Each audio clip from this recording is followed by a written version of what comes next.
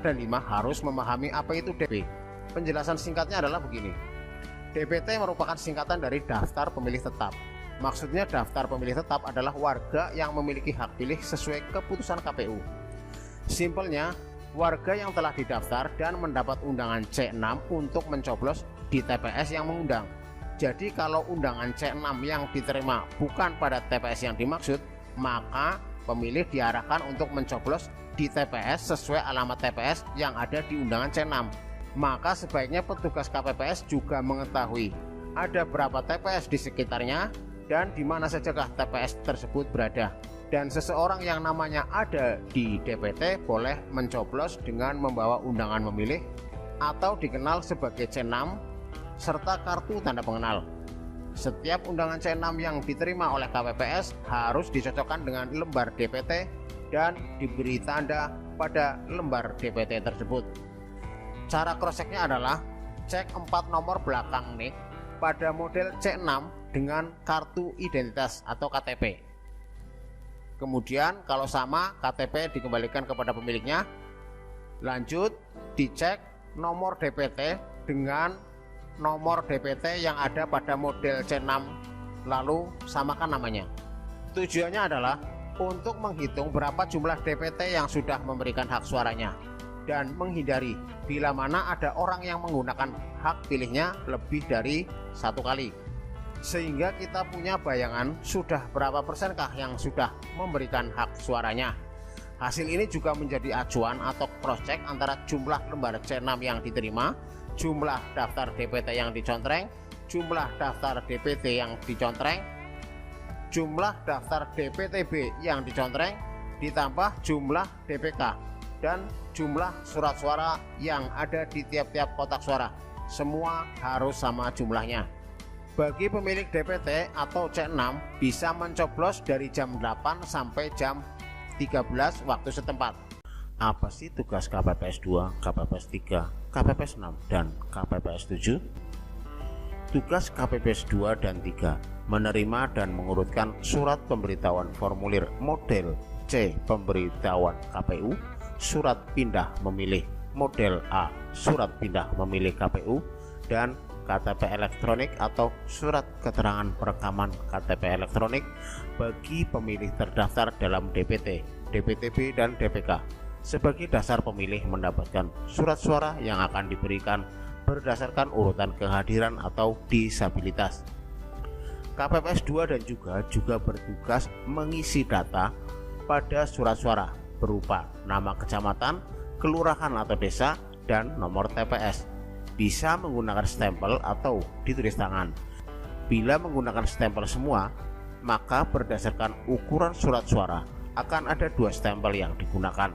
Untuk surat suara DPR, DPD, DPRD provinsi, dan DPRD kabupaten bisa menggunakan 1 stempel karena ukuran dan urutan data yang diisi sama. Sementara untuk ukuran surat suara PPWP berbeda ukurannya.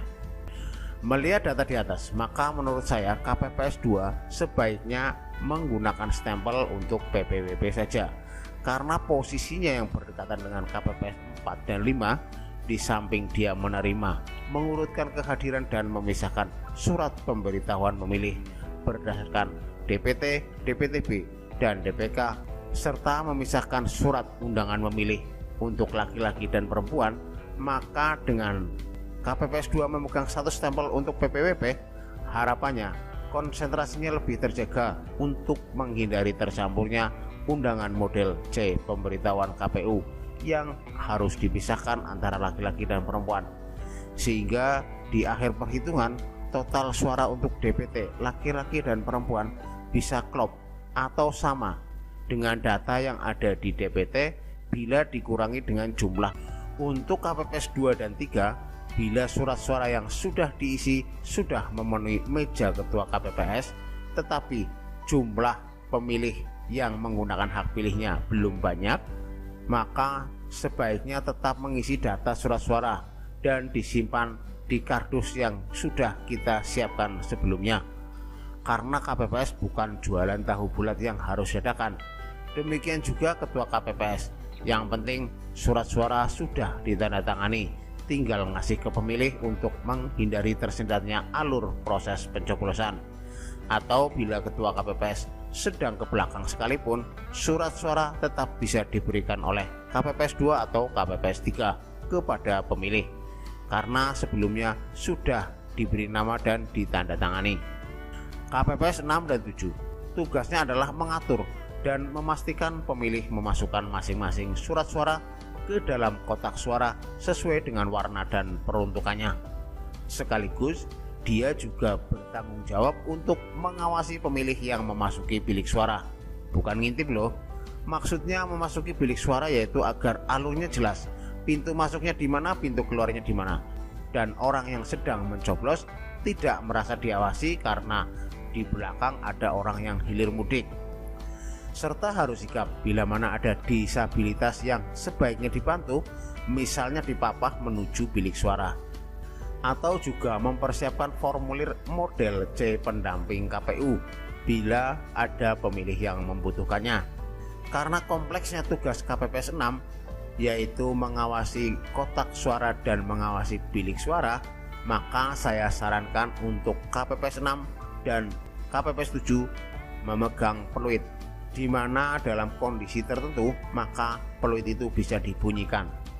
Misalnya KPPS 6 sedang membantu disabilitas memasuki bilik suara, maka KPPS 7 membackup KPPS 6 untuk mengawasi pemilih yang akan memasukkan surat suara ke dalam kotak suara, dan petugas ketertiban di pintu keluar membackup KPPS 7 untuk mempersilahkan pemilih yang telah menggunakan hak pilihnya mencelupkan jari ke dalam tinta. Untuk kasus ini sifatnya kondisional dan harus dikomunikasikan sebelumnya agar tidak terjadi miskomunikasi. Misalnya disampaikan saat gladi bersih.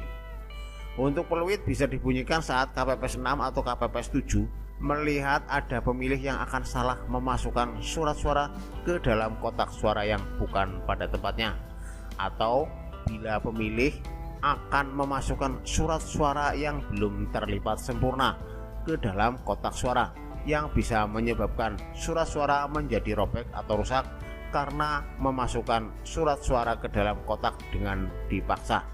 KPPS 7 atau petugas ketertiban, untuk prosedur mencelupkan jari ke tinta, KPPS tidak boleh menyiapkan lap atau tisu, karena mencelupkan jari ke dalam tinta adalah salah satu tanda pemilih sudah menggunakan hak pilihnya.